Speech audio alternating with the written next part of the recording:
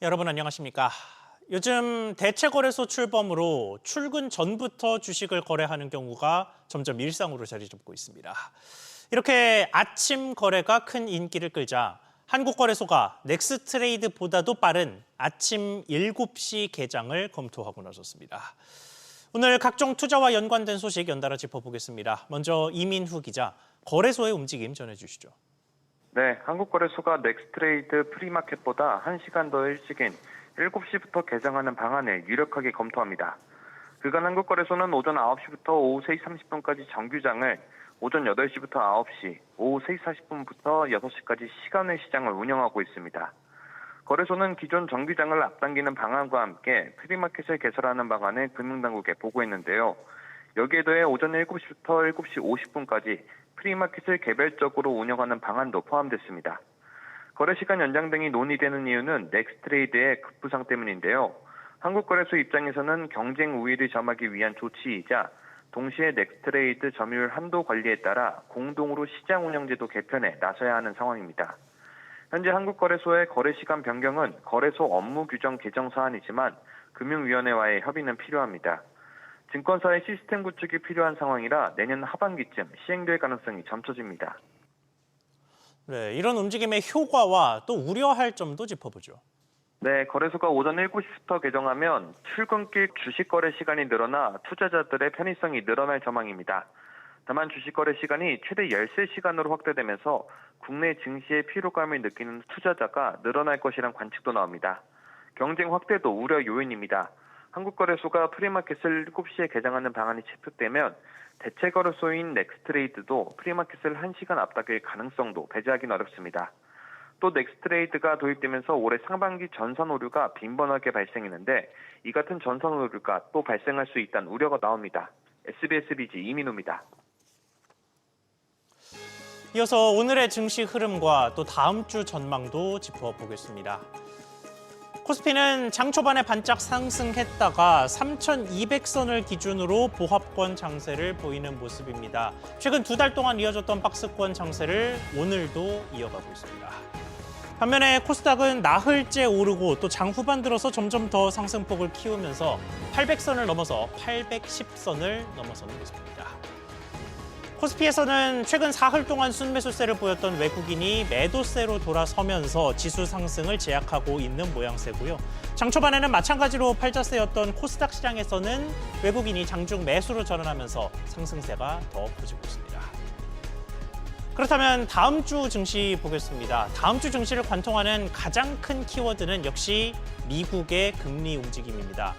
미국의 금리는 현지 시간 19일, 그러니까 2주 뒤에나 결정이 됩니다만 연준의 결정에 큰 영향을 미치는 주요 지표들이 속속 나옵니다. 당장 우리 시간으로 오늘 밤 9시 30분에 미국의 주요 고용지표인 비농업 고용지수가 먼저 발표가 되고요. 그리고 오는 11일에는 CPI 소비자 물가가 나옵니다. 시장은 이미 9월의 금리 인하를 기정사실화하고 있는 모습인데요. 현재 패드워치에 따르면 9월 금리 인하 확률은 99%로 압도적입니다. 다만 이번 인하가 큰 인하 사이클의 시작이 될 수 있을지가 중요하다는 게 전문가들의 지적입니다. 현재 10월에 추가 금리 인하 가능성은 57%로 점쳐지고 있고 그리고 12월에 한 번 더 금리를 내릴 가능성에 대해서는 절반가량으로 시장은 내다보고 있습니다.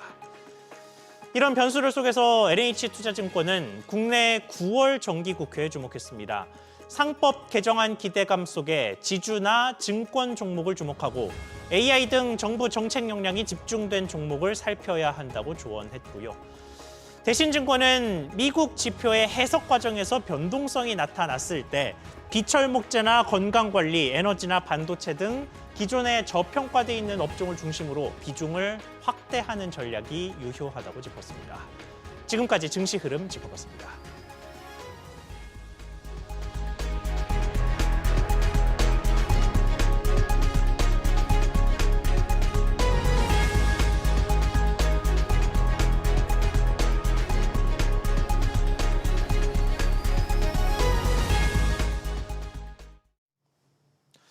매년 쥐꼬리 수익률 비판을 피하지 못하고 있는 퇴직연금에는 가입한 금융사에다 내는 수수료도 있습니다.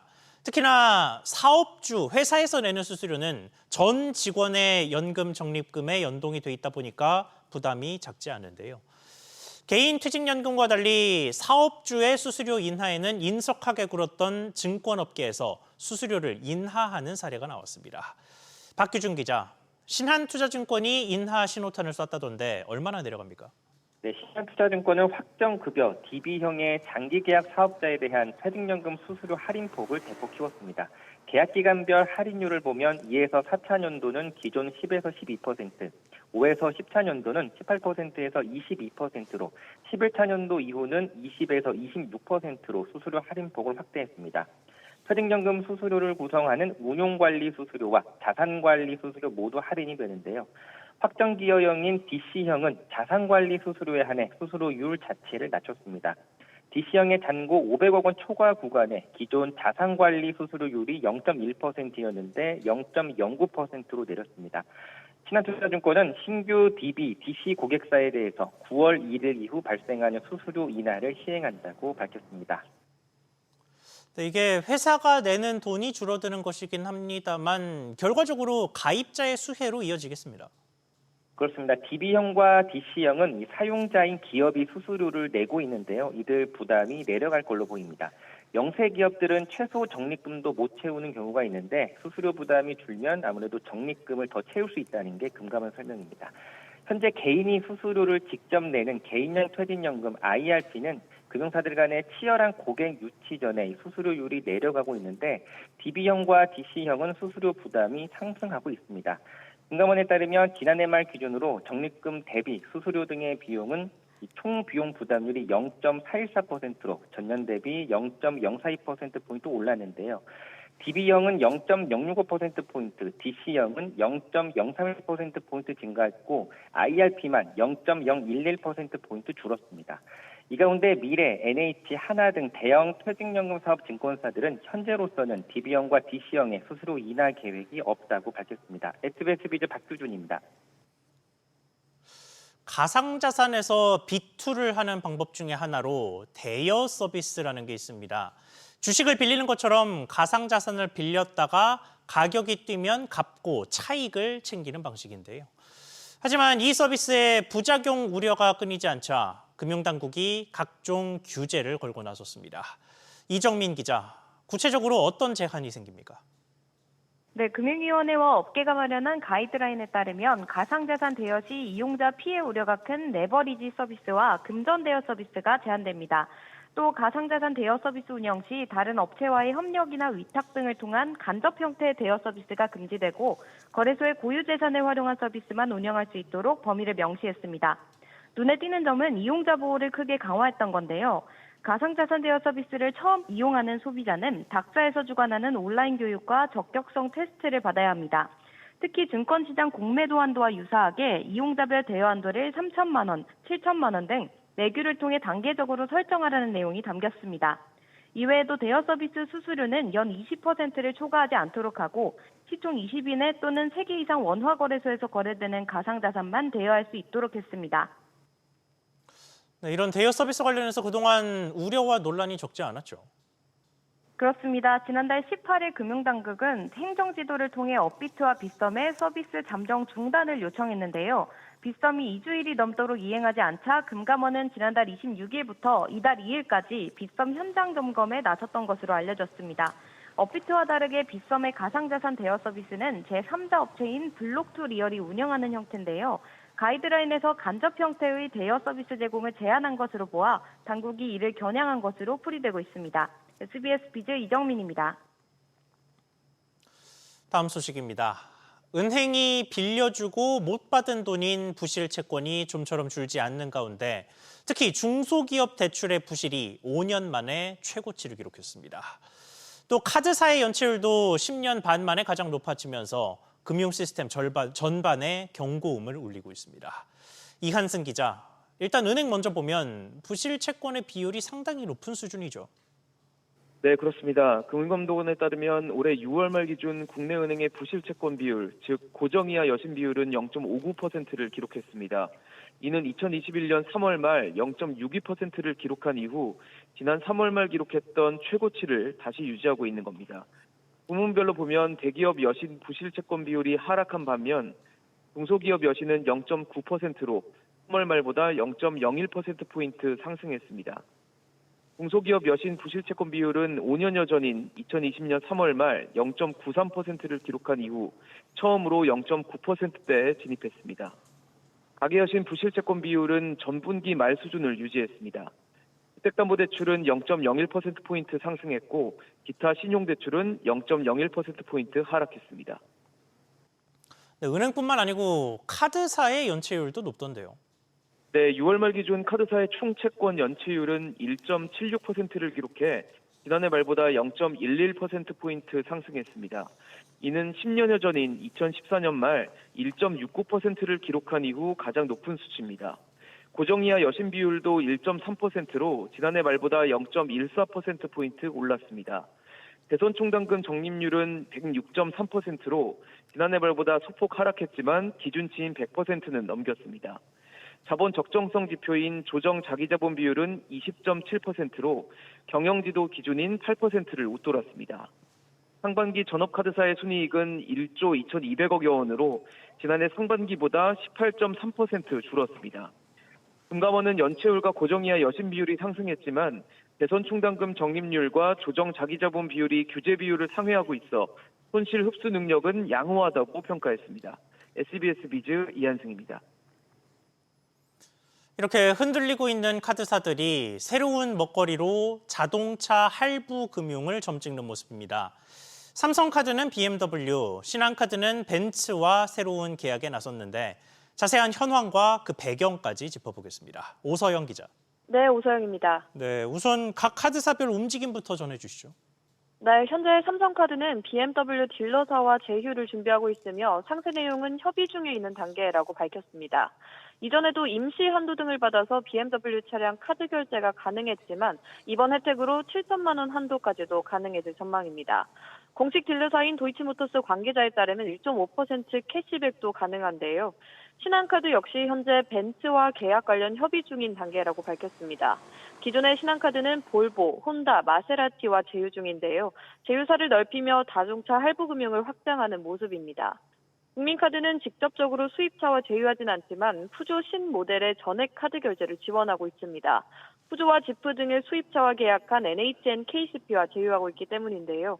하나카드도 보면 2021년부터 캐딜락과 제휴를 이어오고 있습니다. 이렇게 여러 카드사가 자동차 할부 금융에 뛰어드는 배경이 뭡니까? 네, 카드론까지 대출 규제에 포함되면서 카드사들이 자동차 할부 금융으로 새로운 수익원을 찾아 나서는 모습입니다. 실제로 상위 5개사를 보면 올해 상반기 자동차 할부 금융 규모가 1년 전보다 눈에 띄게 늘었습니다. 특히 삼성카드의 경우 250% 가까이 증가했는데요. 규모는 현재 업계 5위 수준이지만 가파른 성장세를 보이고 있습니다. 자동차를 구입할 때 카드로 할부 결제하면 총부채 원리금 상환 비율인 DSR 규제에 잡히지 않습니다. 캐피탈사의 자동차 할부는 규제를 받는 것과 달리 아직 카드사는 규제를 피해갈 수 있기 때문에 시장 공략에 서두르는 것으로 보입니다. SBS 비즈 오서영입니다. 다음으로는 경제와 관련된 정부의 움직임과 변화 연달아 짚어보겠습니다. 새 정부가 들어서면서 금융위원회의 분리가 유력한 개편으로 떠올랐죠. 여당이 이런 내용을 포함한 정부 조직법 개정안을 오는 25일 처리하겠다는 목표를 밝혔습니다. 다만 역시나 야당과의 합의가 중요한데 자세한 상황과 변수 짚어보겠습니다. 정보윤 기자. 네, 정보윤입니다. 네, 민주당의 움직임 먼저 전해주시죠. 네, 더불어민주당은 정부조직법 개정안을 오는 25일 국회 본회의에서 처리하겠다고 밝혔습니다. 기획재정부는 기획예산처와 재정경제부로 분리한 뒤 금융위원회의 금융정책 기능은 재경부로 이동합니다. 정책 기능이 사라진 금융위는 감독과 검사 기능에 집중하는 금융감독위원회로 개편될 전망입니다. 다만 금감위 설치법 처리를 놓고 야당 협조가 이뤄지지 않으면 금융당국 재편은 2차 개편을 통해 추진한다는 방침입니다. 한정혜 민주당 정책위의장은 이번엔 정부조직법과 방송미디어통신위원회 설치법, 그리고 정무위와 협의가 잘 된다면 금감위 설치법 등 조직 개편 관련 법안은 3개가 올라갈 것이라고 밝혔습니다. 구체적인 정부조직법 개정안 내용은 오는 7일 고위당정협의회를 거쳐 확정됩니다. 네, 그 고위 당정협에서 논의할 게 한두 개가 아닐 텐데 특히나 최근 정부가 발표했던 정책 중에 대주주 양도소득세 기준이 계속해서 논란입니다. 시장의 불확실성을 고려하면 이걸 좀 빠르게 정리해야 한다라는 목소리가 많은데 이 내용은 안 다루는 겁니까? 네, 이번 고위당정협의회 실무 안건에 양도소득세 대주주 기준은 포함되지 않았습니다.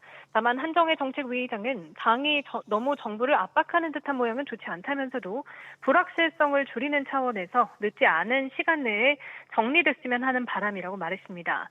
또 배임죄 완화에 대해서는 상법상 배임죄는 폐지가 맞지만 형법상 배임죄는 구체화가 필요하다는 입장을 밝혔는데요. 지난 4월 패스트트랙으로 지정된 반도체 특별법은 정기국회에서 야당과 합의 처리가 가능하다고 강조했습니다.